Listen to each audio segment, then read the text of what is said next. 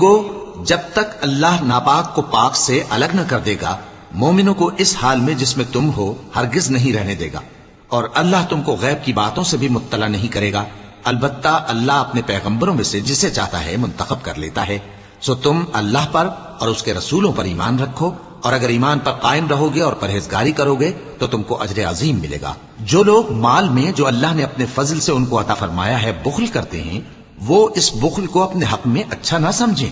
وہ اچھا نہیں بلکہ ان کے لیے برا ہے۔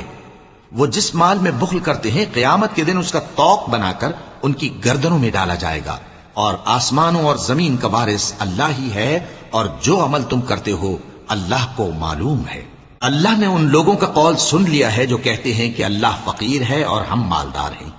یہ جو کچھ کہتے ہیں ہم اس کو لکھ لیں گے، اور پیغمبروں کو جو یہ ناحق قتل کرتے رہے ہیں اس کو بھی قلم بند کر رکھیں گے، اور قیامت کے روز کہیں گے کہ